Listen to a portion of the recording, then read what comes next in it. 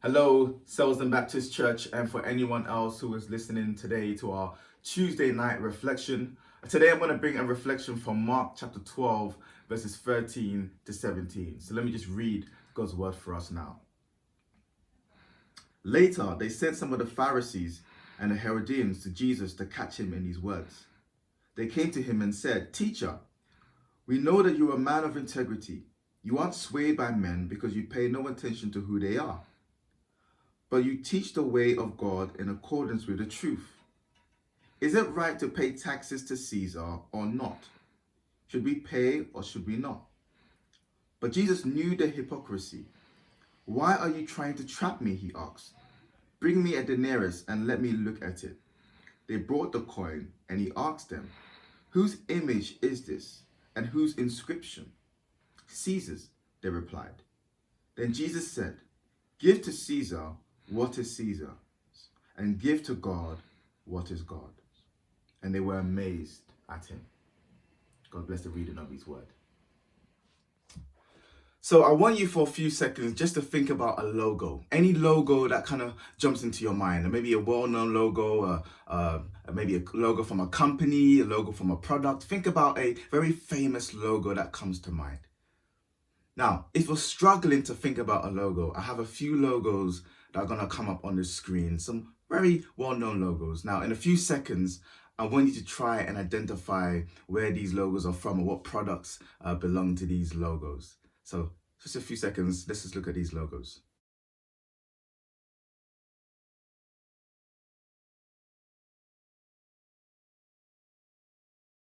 I'm sure you were able to identify many of these logos. They're worldwide famous logos. Now, logos are very useful in many different ways.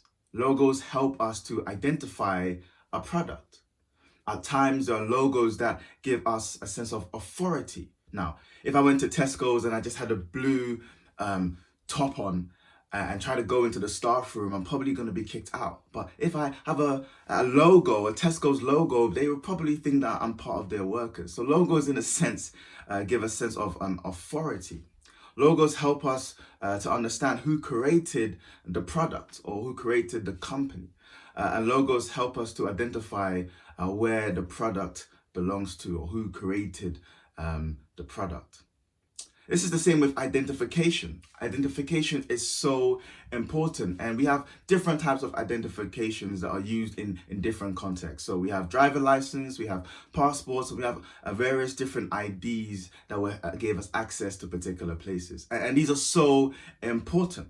Now, if you were stopped by the police for speeding, maybe, and they ask for your driver license and they see a picture of yourself and it's not your name and it's not your picture, then they're going to know that this doesn't belong to you.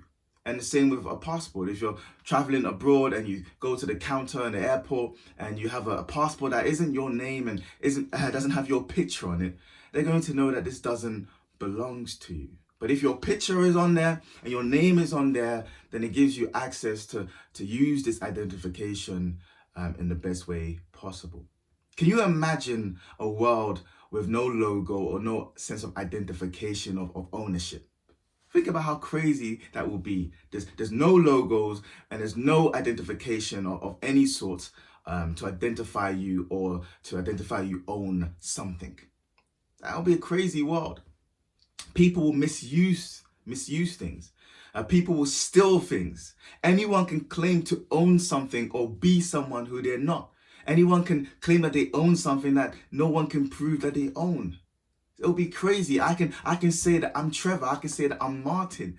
And there'll be no way to identify, or no clear way for me to identify myself. So it'll be crazy. So these things are very important. Identification and logos help us to know where the product or the person belongs to. Now, as you reflect on that, I want you to think about Mark chapter 12, verses 13 to 17, which I read earlier. This is a very interesting story with Jesus. Jesus is being approached by the Pharisees and the Herodians. And, these two groups are actually against each other. But for the sake of Jesus, they're working together to try and catch Jesus out. And there are many times where they ask Jesus some questions to try and catch Jesus out. But Jesus would give them such a powerful and clever response that leaves them speechless and angry at the same time. So now they attempt to do this again. They attempt to make up a question that would catch Jesus out, where they can accuse him for blaspheming, particularly for the Jewish community, and also accuse him of treason towards the Roman community as well. So they come up with this very clever question. This was the question. Is it lawful to pay taxes to Caesar or not? Now, this is a very good question in that context. And they probably were smiling at this time, thinking they've already trapped Jesus by this very good question. Because if Jesus said, yes, you should pay taxes to Caesar, then the whole Jewish community that were following him will probably stop. Because they didn't like the Roman emperor. They didn't like paying taxes to this Roman emperor who had invaded their country and how now become lord of it. They believed that God was going to establish his kingdom and there will be a leader that will rule here forever, a Jewish leader that will rule there forever. So for Jesus to say yes and affirming that, he would have lost the whole Jewish community. They didn't like paying taxes like anyone else does. But if Jesus said no, that would have been really bad. Because then the Roman emperor and the Roman citizens would not be happy with him as well. And they would probably punish him, as this is a sense of treason. This is going against the emperor at that particular time. But Jesus is very wise.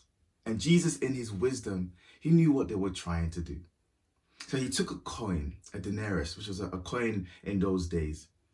And he says to the people, whose image is this? Whose image is this? And whose inscription is on this? In other words, whose logo is on this? Whose identification, whose stamp is on this? Whose image is this? And they reply, Caesar. So Caesar, clearly his image would have been on this coin. So they reply, Caesar's. And Jesus gives them a powerful response that leaves them speechless and marvel at his words. So Jesus says, then give back to Caesar what belongs to Caesar, and give to God what belongs to God. Amazing response. Jesus here he's affirming that they should give to the state.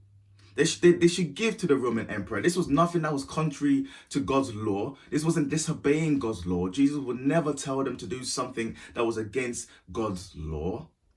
But actually, this coin, it belongs to Caesar.